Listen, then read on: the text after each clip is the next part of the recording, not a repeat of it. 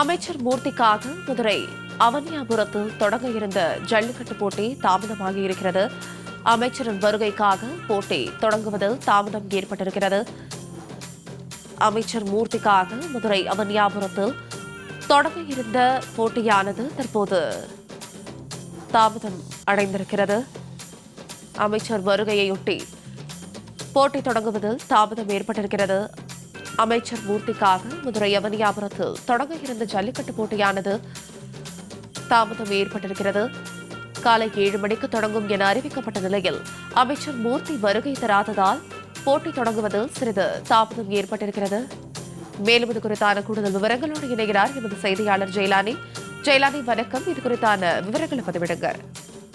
சாருலதா, தமிழர்களின் வீர விளையாட்டான ஜல்லிக்கட்டு போட்டி அவனியாபுரத்தில் இன்றைய தினம் துவங்கி இருக்கிறது. சரியாக காலை 7 மணிக்கு தொடங்கும் என அறிவிக்கப்பட்ட இந்த போட்டி என்பது அமைச்சரின் வருகையின் காரணமாக, அந்த தாமதத்தின் காரணமாக போட்டி துவங்குவதில் 20 நிமிடத்திற்கும் மேலாக தாமதம் என்பது நிலை வருகிறது.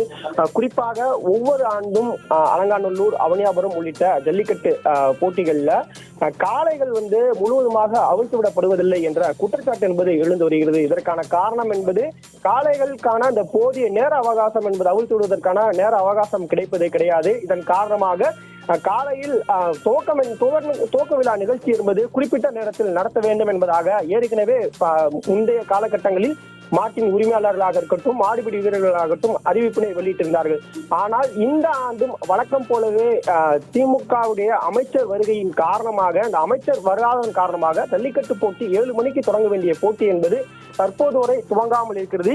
இதன் காரணமாக முதல் சுற்றில் பங்கேற்கக்கூடியவர்களுக்கான அந்த கால அவகாசம் எவ்வளவு நேரம் வழங்கப்படும், ஒருவேளை இந்த கால அவகாசம் உயர்த்தி வழங்கப்பட்டால் இறுதி சுற்றில் பங்கேற்கப்படக்கூடியவர்களுக்கான அந்த கால அவகாசம் எப்படி வழங்கப்படும் உள்ளிட்ட பல்வேறு கேள்விகள் எழுப்பப்படுகிறது. ஏனென்றால் ஜல்லிக்கட்டு போட்டியை பொறுத்தவரை 550க்கும் மேற்பட்ட மாடுபிடி வீரர்கள் களம் காண இருக்கிறார்கள். எனவே ஒரு சுற்றிற்கு 50 மாடுபிடி வீரர்கள் மட்டுமே அனுமதிக்கப்படுகிறார்கள்.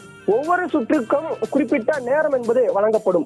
இப்படி காலதாமதமாக வருவதன் காரணமாகவும் அந்த நிகழ்ச்சி துவங்க இருக்கக்கூடிய நேரத்தில் இருந்து 10 இருந்து 20 நிமிடம் காலதாமதமாக அந்த நிகழ்ச்சி தொடங்குவதன் காரணமாகவும் மாடுபிடி வீரர்களுக்கும் மாட்டிற்குமான அந்த பாதிப்புகளே ஏற்படுகிறது. ஜல்லிக்கட்டு திருவிழா என்பது தமிழர்களின் வீரத்தை பறைசாற்றும் விதமாக இருக்கக்கூடிய ஒரு திருவிழா.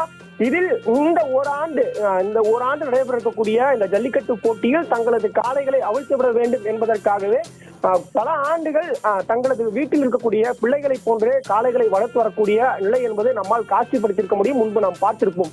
இப்படியாக இந்த ஜல்லிக்கட்டு களத்தில் தங்களது காளைகளை அவிழ்த்துவிட்டு அந்த மகிழ்ச்சியை காண வேண்டும் என்று விரும்பக்கூடிய அந்த மாட்டின் உரிமையாளராக இருக்கட்டும், அல்லது அந்த களத்தில் இறங்கி ஒரு மாடையாவது பிடித்துவிட வேண்டும் என்று ஆர்வத்தோடு இருக்கக்கூடிய மாடுபிடி வீரர்களாக இருக்கட்டும், இருவருக்குமே சாதகமற்ற சூழலாகவே இந்த நிகழ்ச்சி பார்க்கப்படுகிறது. ஏனென்றால் அமைச்சரின் வருகைக்காக ஒரு உலக பிரசித்தி பெற்ற ஜல்லிக்கட்டு போட்டி துவங்குவதில் தாமதம் ஏற்படுவது வருத்தத்தை ஏற்படுத்தக்கூடியதாக இருப்பதாகவும், எனவே உடனடியாக இந்த ஜல்லிக்கட்டு போட்டியை துவங்க வேண்டும் என்பதாகவும், அமைச்சர் வருகையின் காரணமாக காலதாமதம் ஏற்பட்ட இந்த குறிப்பிட்ட மணி நேரங்களை போட்டி முடிவதற்கு பிறகாக உயர்த்தி வழங்க வேண்டும். அந்த போட்டி 5 மணிக்கு நிறைவு பெறும் என்றால் எவ்வளவு மணி நிமிடங்கள் காலதாமதம் ஏற்பட்டிருக்கிறதோ அந்த நிமிடங்கள் எங்களுக்கு வழங்க வேண்டும் என்பதாக தற்போது மாடுபிடி வீரர்களும் கோரிக்கை வைத்து வருகிறார்கள்.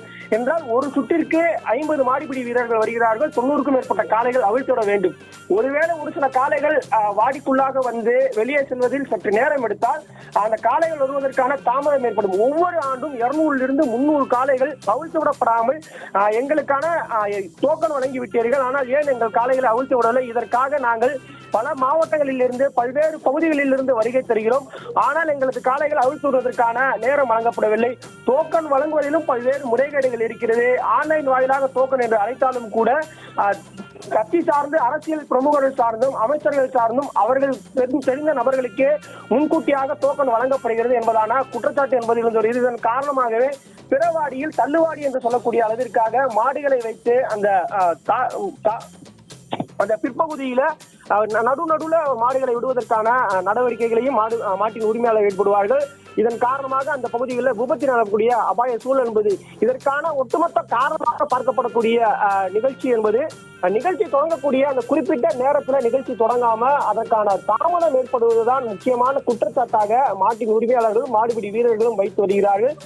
7 மணிக்கு தொடங்க வேண்டிய இந்த ஜல்லிக்கட்டு போட்டி என்பது தற்போது வரை தொடங்காமல் அமைச்சரின் வருகைக்காக தாமதம் ஏற்பட்டுள்ளது. அங்கு இருக்கக்கூடிய ஜல்லிக்கட்டு ரசிகர்கள், அதே போன்று போட்டியில் பங்கேற்கக்கூடிய மாடுபிடி வீரர்கள் மற்றும் மாட்டு உரிமையாளர்கள் வருத்தத்தை ஏற்படுத்தியிருக்கிறது. விரிவான விவரங்களுக்கு நன்றி ஜெயலானி.